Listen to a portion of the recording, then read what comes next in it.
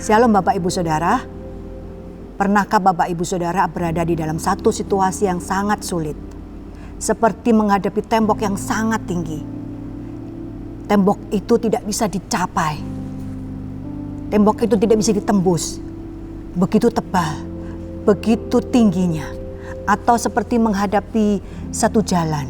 Dan ketika kita melangkah ternyata jalannya buntu.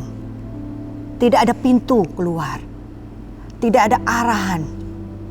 Semuanya rasanya seperti tertutup. Tidak tahu lagi jalan kemana. Tidak tahu lagi apa yang harus dilakukan. Dan pada saat-saat situasi seperti itu, rasanya kita cemas, khawatir, takut. Dan rasanya kita putus harapan, frustasi. Apalagi yang harus dilakukan. Semuanya seperti tertutup, semuanya seperti sulit diraih. Tidak ada harapan, tidak ada pertolongan. Tidak ada pintu yang terbuka. Pada hari ini, kita akan belajar dari satu ayat yang diserukan oleh Daud. Di dalam Mazmur pasal 62 ayat 6. Hanya pada Allah saja aku tenang, sebab daripadanya lah harapanku. Ketika Daud menulis Mazmur ini, dia juga ada di dalam satu situasi yang sulit.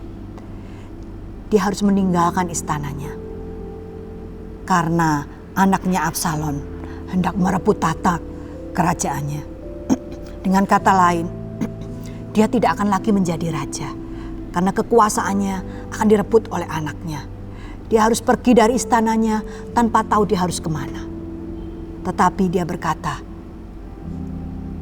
hanya pada Allah saja aku tenang. Sebab daripadanya lah harapanku.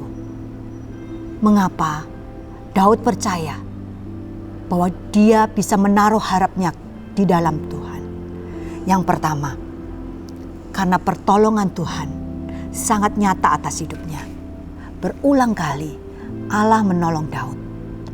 Seperti kita tahu, ketika dia masih sangat muda, dia bisa mengalahkan Goliat hanya dengan ketapel dan batu. Goliat yang begitu tinggi seperti raksasa, firman Tuhan ceritakan. Tetapi Daud bisa menjatuhkannya karena pertolongan Tuhan. Daud bisa membela nama Tuhan yang diolok-olok oleh bangsa Filistin. Daud dipakai Tuhan luar biasa. Melalui Daud, Filistin dikalahkan. Dalam Mazmur pasal 22 ayat 1 sampai 51 dicatat di situ. Daud menyanyikan syukur karena pertolongan yang luar biasa. Karena Tuhan telah meluputkannya dari Saul. Seperti kita tahu, Saul mengejar-ngejar Daud. Karena Saul merasa kedudukannya terancam. Saul begitu merasa khawatir. Daud akan menduduki istananya menjadi raja. Dan dia ditergantikan. Oleh karena itu Saul berusaha mengejar Daud. Padahal Daud sudah melarikan diri. Tetapi Saul berusaha untuk membunuh Daud berulang kali. Tetapi Tuhan meluputkan sehingga Daud bisa selamat. Daud tidak dibunuh oleh Saul.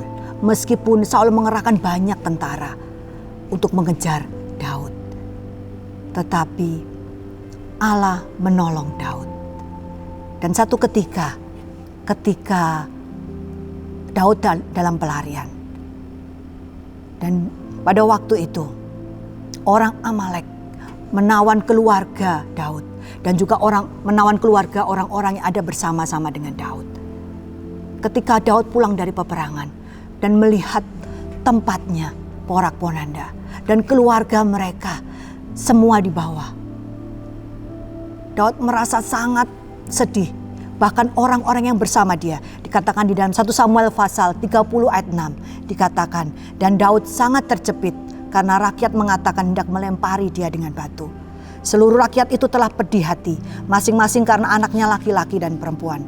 Tetapi Daud menguatkan kepercayaannya kepada Allahnya. Ketika Daud percaya kepada kekuatan Tuhan.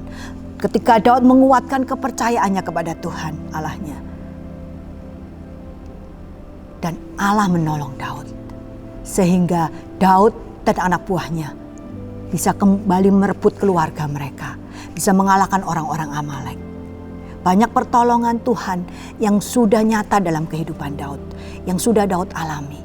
Sehingga Daud berkata di dalam Mazmur pasal 42 ayat 6, "Mengapa engkau tertekan hai jiwaku dan gelisah di dalam diriku? Berharaplah kepada Allah, sebab aku akan bersyukur lagi kepadanya, penolongku dan Allahku." Daud berulang kali mengatakan, Tuhan adalah penolongku. Karena berulang kali Tuhan menyatakan kuasanya menolong Daud. Yang kedua, Daud mengenal Tuhan sebagai pribadi yang bisa dipercaya. Di dalam Mazmur pasal 103 ayat 8, Daud mencatat, "Tuhan adalah penyayang dan pengasih, panjang sabar dan berlimpah kasih setia."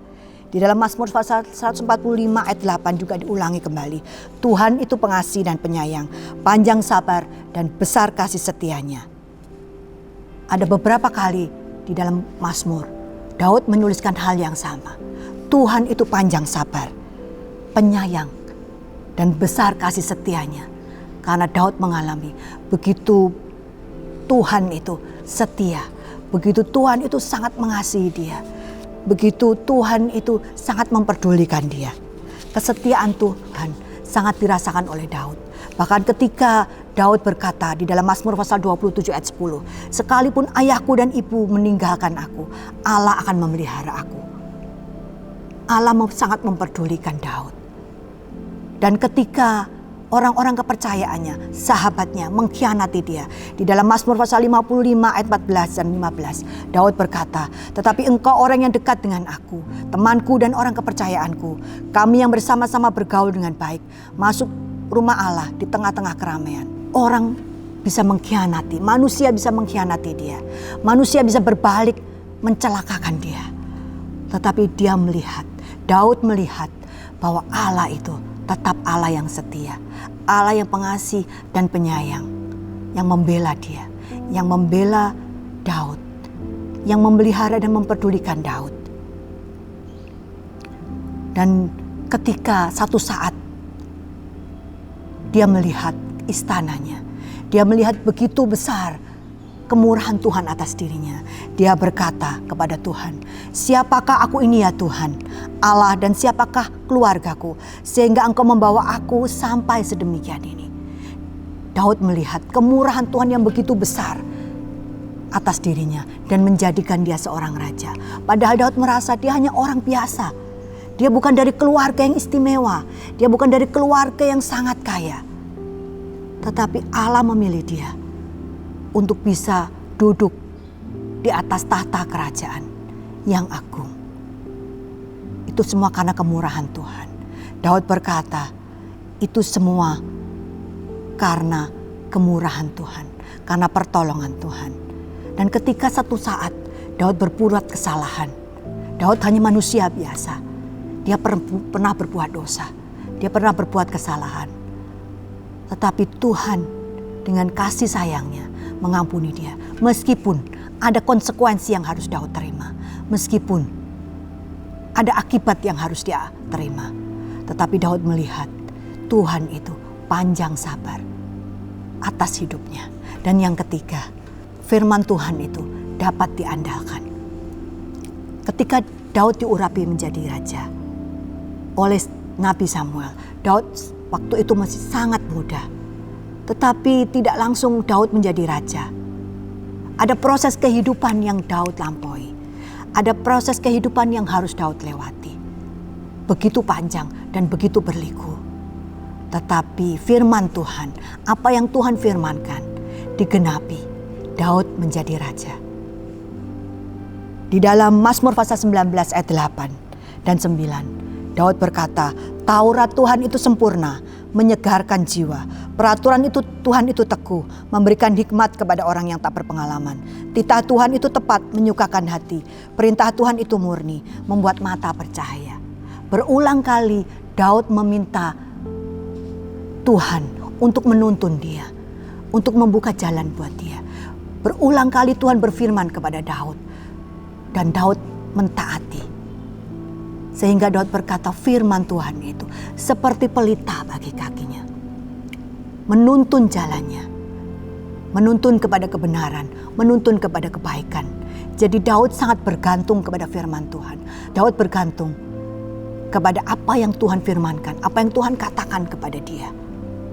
Karena dia tahu firman Tuhan itu sempurna, firman Tuhan itu bisa diandalkan. Kemanapun dia pergi, apapun yang dia akan lakukan, dia bertanya kepada Tuhan.